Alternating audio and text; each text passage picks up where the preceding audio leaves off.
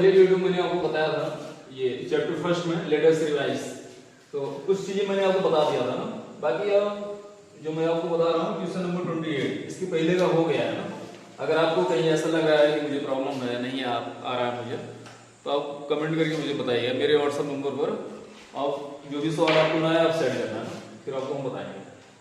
अब देखिए जैसे जैसे बताया गया है, फाइंड पूछ रहा है find and right the perimeter of square, perimeter of square having each side as given below। यानी तो कई ए बी सी कई सवाल दिए गए हैं, तो मैं अभी एक ले रहा हूँ जिसमें 14 सेंटीमीटर है। ये कह रहा है कि स्क्वायर का पेरीमीटर बताइए।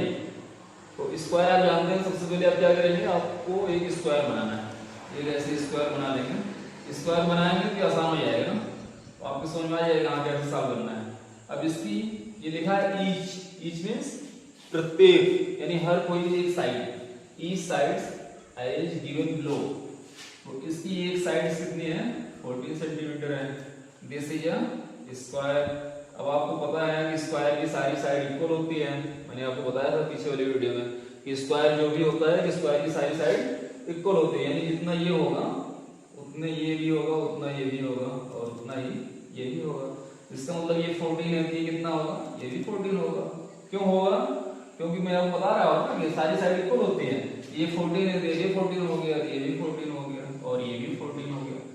अब आपको बताना क्या है कि पेरीमीटर बताना है। तो पेरीमीटर के लिए मैंने आपको बताया था पेरीमीटर कैसे निकालते हैं, perimeter of square, perimeter of square equal to sum of all side. क्यों जी, अब कंफ्यूज मत होना, आपको ये ऐसा नहीं कि आप सम ऑफ ऑल साइड करके करेंगे तो आपको गलत हो जाएगा, गलत नहीं होगा। आप चाहे फार्मूला लगाएं कि 4 into side sum of all side, क्योंकि मैंने आपको पहले वीडियो में बताया था कि इसमें फार्मूला मैंने आपको बताया नहीं था।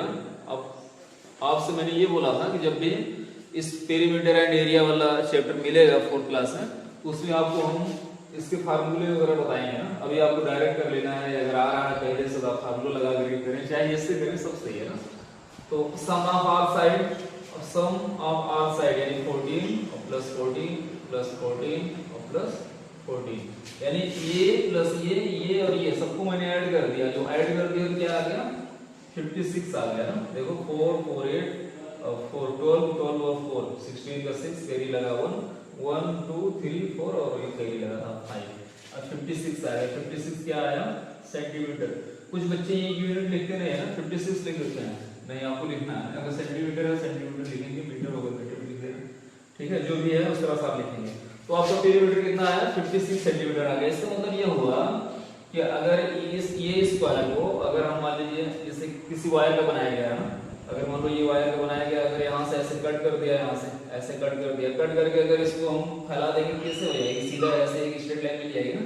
यानी यहाँ से लेकर के यहाँ तक की लेंथ, यानी मेरा कहने का मतलब ये हुआ कि यहाँ से लेकर के अगर ये पूरी लेंथ आप मापोगे, मेजर करोगे, तो टोटल इसकी लेंथ कितनी आएगी, 56 सेंटीमीटर आ जाएगी।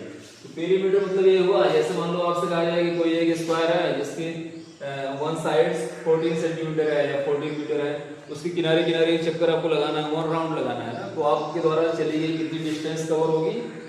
तो अगर ऐसे कंडीशन में क्या करते हैं, पेरीमीटर निकाला जाता है। अगर आपसे कंडीशन पूछी जाए यानी चली गई कितना टोटल डिस्टेंस कितना होगा, तो आप क्या करेंगे, पेरीमीटर निकालेंगे ना।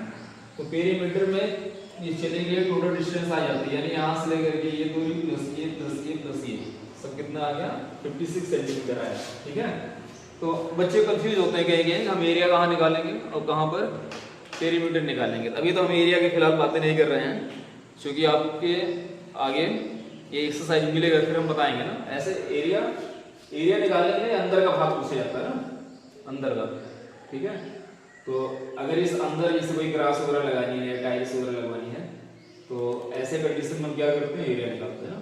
और पेरीमीटर मतलब यही हुआ कि इसकी लेंथ कितनी है, ये टोटल लेंथ कितनी आ गई, टोटल लेंथ कितनी आई, 56 आ गई। अगर आपको बेटा फार्मूला पता है तो आप फार्मूला लगा कर ये कर लेंगे ना। अभी कुछ बच्चे सोच रहे हैं नहीं सर क्या बता रहे हैं, हम तो फार्मूला लगा कर भी करेंगे, और फार्मूला लगा लेंगे, फार्मूला लगाएंगे कोई गलत नहीं है ना। पेरीमीटर ऑफ स्क्वायर क्या होता है, 4 into साइड होता है, यहाँ 4 लिखेंगे, साइड कितनी हमारी 14, तो 14 का 4 से मल्टीपल कर देंगे कितना आ गया 56 सेंटीमीटर आ गया। तो चाहे ऐसे भी कर सकते हैं या ऐसे। तो कोई भी फिगर दिया गया है अगर उसका पेरीमीटर पूछा जाए आप क्या लिखेंगे सम ऑफ ऑल साइड। एकदम आसान तरीका है ना, थर्ड क्लास का भी बच्चा समझ लेगा ना। सम ऑफ ऑल साइड यानी जितनी साइड है सबको ऐड कर देंगे तो आपका पेरीमीटर आ जाएगा। बाकी आगे देखें, अब इसमें एक 2 सेंटीमीटर दिया गया है तो 2 सेंटीमीटर दिया गया है इसका मतलब स्क्वायर में 4 साइड्स होती है तो 2 + 2 + 2 + 2 कितना हो गया 8 सेंटीमीटर। इसी तरह से है अगर 8 सेंटीमीटर कुछ भी दिया गया हो तो आप कर सकते हैं ना। बाकी अगला देखें, find the radius of the circle whose diameter is 26 centimetre.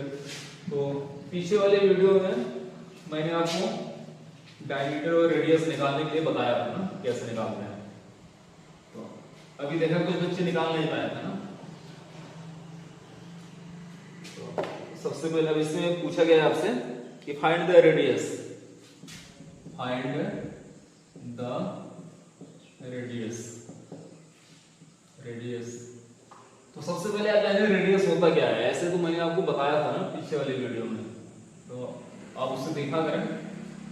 तो रेडियस क्या होता है, जैसे मान लीजिए सर्कल है ना, अब सर्कल का सेंटर पॉइंट क्या है, सेंटर मतलब एकदम बीच का पॉइंट यही है, तो ये इसका सेंटर हो गया ना।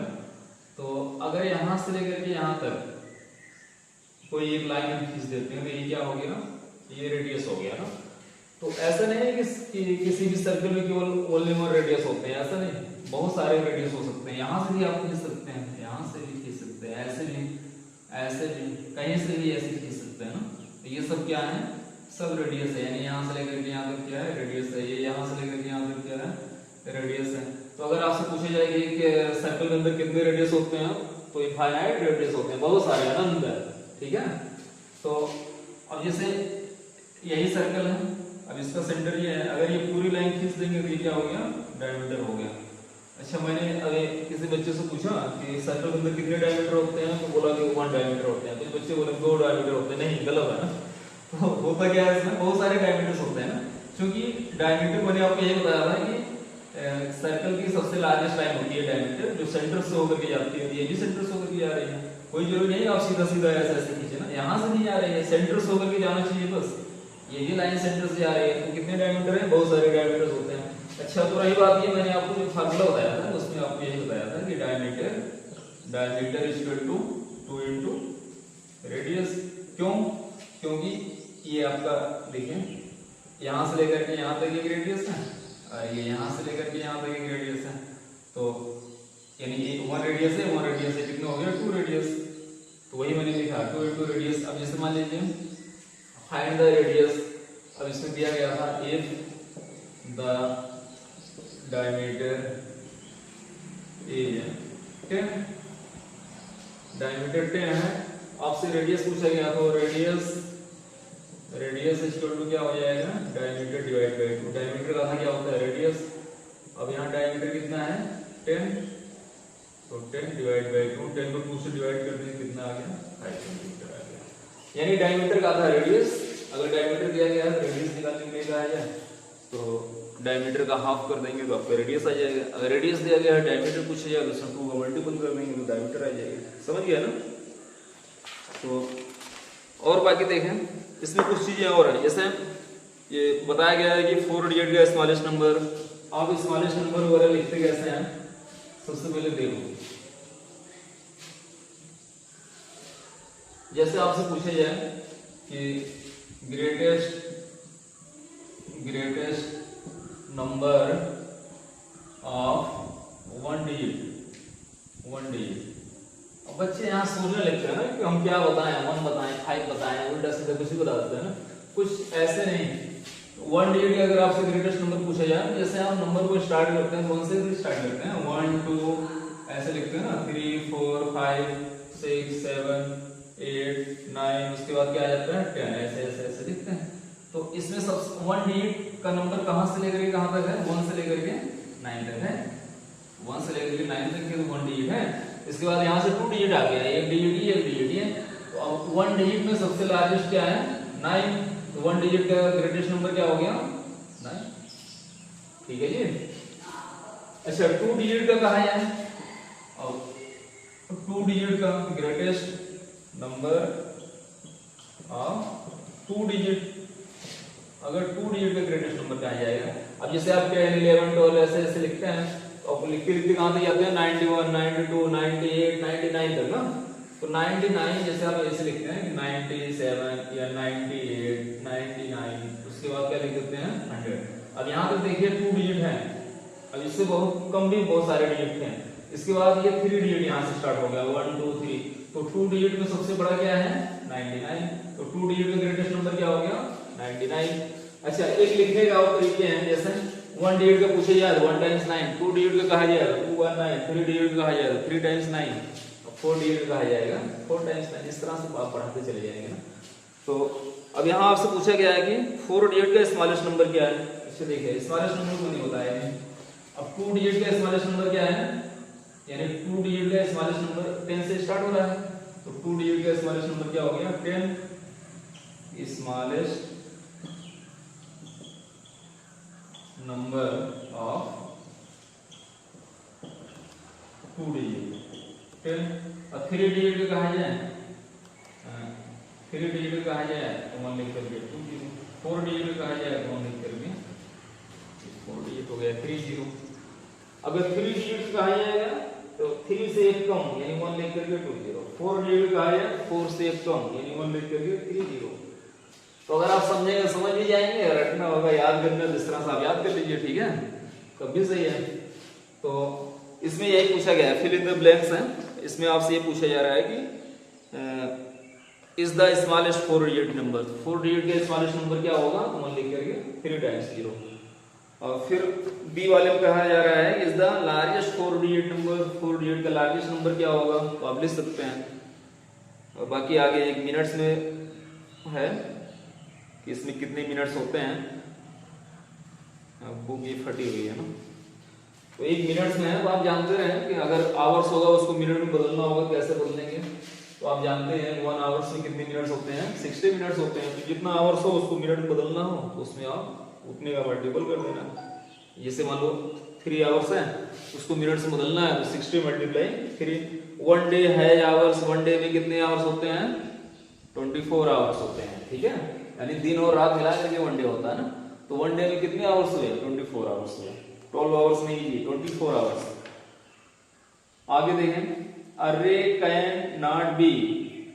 अब रे क्या होता है और लाइन सेगमेंट क्या है और लाइन क्या है, देखिए ये हम आपको थोड़ा सा बता देते हैं ना।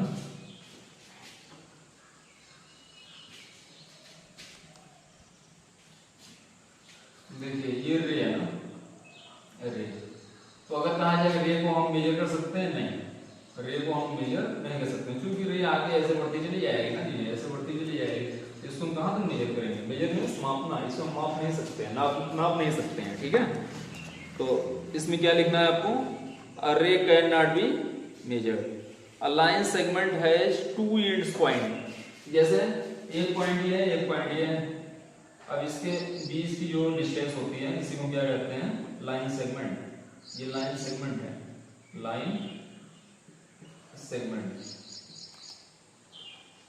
यानी 2 पॉइंट्स के बीच की जो डिस्टेंस होती है वो लाइन सेगमेंट होता है। लाइन सेगमेंट्स में अगर आपसे पूछे जाए कितने एंड्स पॉइंट्स होते हैं, एंड्स होते हैं अंत है, तो कितने एंड्स पॉइंट्स होते हैं, एक 1 एंड्स पॉइंट ये हो गया, 1 एंड्स पॉइंट ये हो गया, तो 2 एंड्स पॉइंट्स होते हैं। अब अगर लाइन आपने पढ़ा था, लाइन को हम क्या करते हैं एनी डायरेक्शन में प्रोड्यूस कर सकते हैं, आगे भी बढ़ा सकते हैं, इधर भी बढ़ा सकते हैं। तो लाइन में कितने एंड्स पॉइंट्स होते हैं, लाइन में कोई भी एंड्स पॉइंट्स नहीं होते हैं, जबकि लाइन सेगमेंट्स के 2 एंड्स पॉइंट्स होते हैं। तो आप यहाँ क्या लिखना है, line segments has 2 ends points, ठीक है। अब बाकी उसके बाद क्वेश्चन नंबर 32 आ गया, solve the following words problem. कुछ वर्ड्स प्रॉब्लम है, आप खुद से करें, घर पे अगर आपसे सीनियर कोई है तो आप उससे पूछें। और फिर भी अगर आपको कोई प्रॉब्लम है तो आप कुछ कमेंट करेंगे, कुछ व्हाट्सएप पे लिखेंगे, ग्रुप में लिखिए कि सर मुझे नहीं आ रहा है, इसमें मुझे प्रॉब्लम है, तो फिर नेक्स्ट वीडियो बनाया जाएगा ना। बाकी देखें हम कुछ और बता दे रहे हैं इसमें।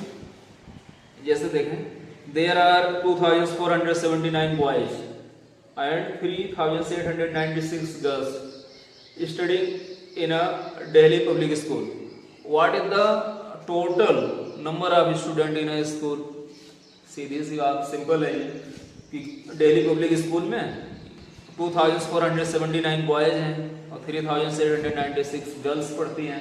तो टोटल कितने स्टूडेंट हैं? टोटल में क्या करते हैं, दोनों को ऐड कर देंगे। Find the number, next find the number which is 5267 larger than 8003। जैसे आपसे पूछा जाए कि find the number which is 10, मान लीजिए 10 पूछा जाए, 10 लेजर देन 15, यानी 15 से 10 कितना कम है, तो क्या करेंगे, यानी 10 में हम कितना ऐड कर दें, 15 आ जाए, या आप इस तरह से कहें 10 जो है 15 से कितना कम है, यानी 15 में से हम 10 घटा देंगे। 15 में से अगर हम 10 को सब्सट्रैक्ट कर देंगे कितना आ गया, 5, यानी 10 जो है 15 से कितना कम है, 5 कम है। अगर इसमें हम 5 ऐड करेंगे कितना आ जाएगा, 15 आ जाएगा। उसी तरह से ये है, ये कह रहा है 5267 8003 से कितना कम है, तो 8003 में से 5267 सब्सट्रैक्ट कर दीजिए तो आपका आंसर आ जाएगा जी। ठीक है, इसी तरह से आप खुद से करेंगे। बाकी एक ये शायद यह फॉलो आप ना कर पाए, इसको हम बता दे रहे हैं।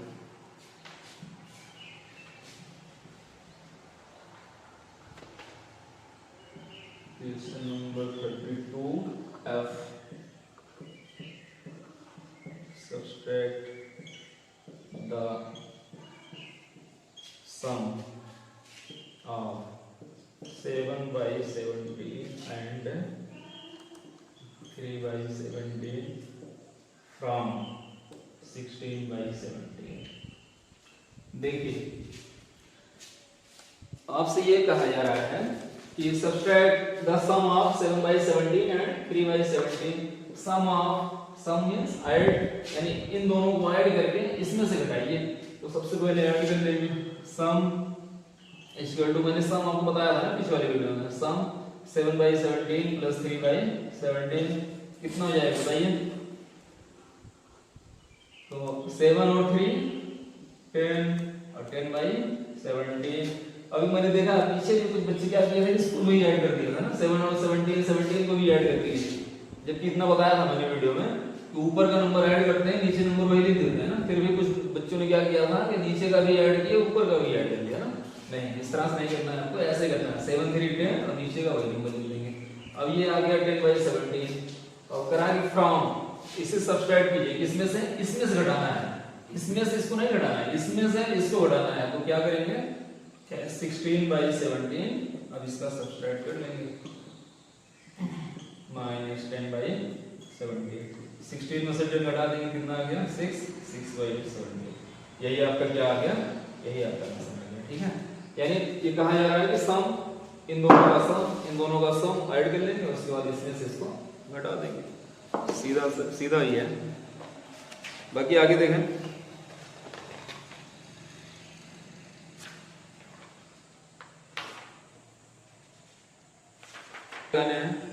सब्सट्रैक्ट करना है, ऐड, ये सब शायद आपको आता है ना, बताया भी गया था।